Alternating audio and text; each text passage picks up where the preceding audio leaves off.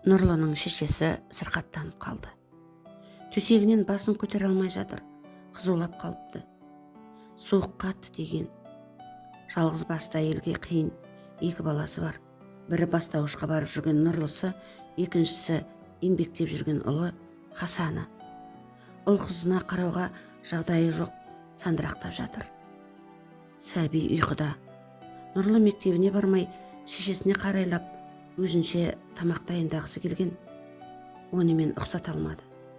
Ал дәрі іздеген, оны да таба алмады. Үйде ештеңе қалмапты. Анасы көзін ашып, Нұрлы, сен сабағыңа бармадың ба? Бара ғой, дейді. Анашым, сен ып-ысты болып жатсың, мен дәрі алып келейін, ақша бар ма? Деп сұрады да, шешесінің сөмкесін қарап, ештеңе таппай қойды. Соңғы ақшаға кеше нан мен май алған есіне түсті.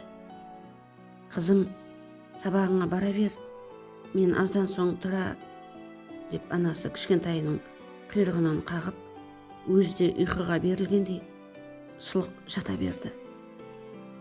Нұрлы киініп тысқа шықты. Күн аяз екен. Қалтасында түк ақша болмаса да, жақын жердегі дәріханаға барды. Қызудың дәрісін сұраған, бар екен.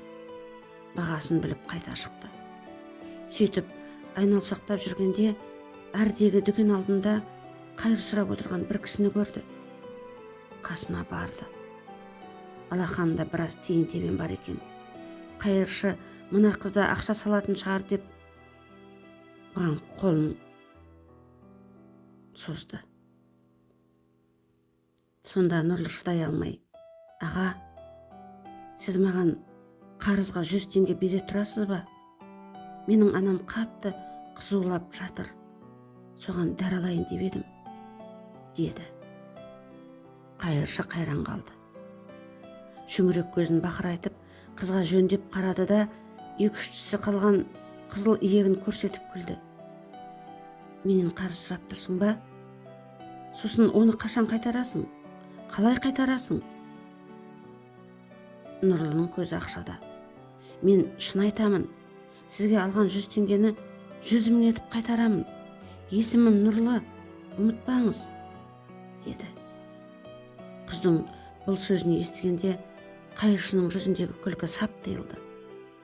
Қыз балаға қайран қала қарап, жүзіндегі күлкі мейірім шуағына ұласып, кішкентай алақанға ұсақ тиын тебен ішінен алып, 100 теңгені ұстатты.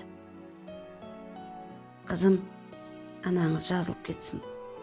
Ал бұл ақшаны қайтарамын демей-ақ қой. Сенің мені адам деп сұрағаныңның өзі неге тұрады? Деп көзі жасаурап қала берді.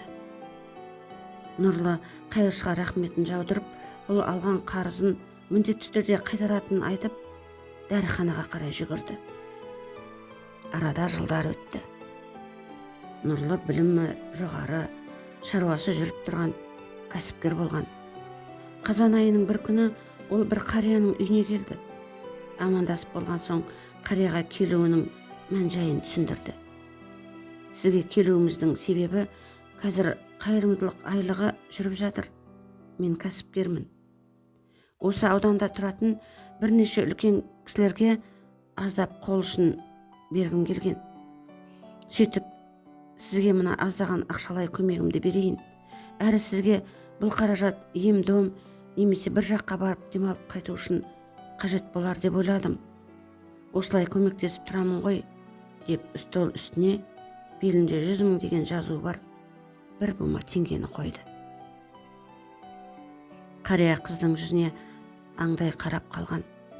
Көзі қыздың көзін бір жерден көрген сияқты. Есіне түсті. Нұрлы, деп қалды.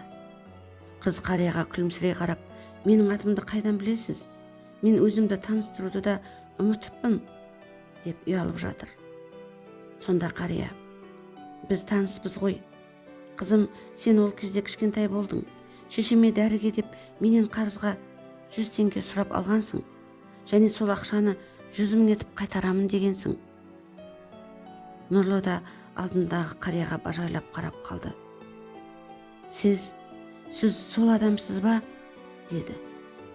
иә айналайын, тау тауға кездеспесе де адам адамға кездеседі деген мен сол сен көргендегі адаммын. Сенің сол менен көмек сұрағаныңнан кейін мен де адам баласымын.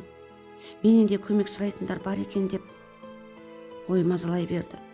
Содан өмірімді өзгерттім. Күрестім десем болады. Ерінбей еңбек еттім, отбасын құрдым. Қазір немере шөберем бар. Олар басқа жақта тұрады. Арасында келеді. Ал саған көп рахмет.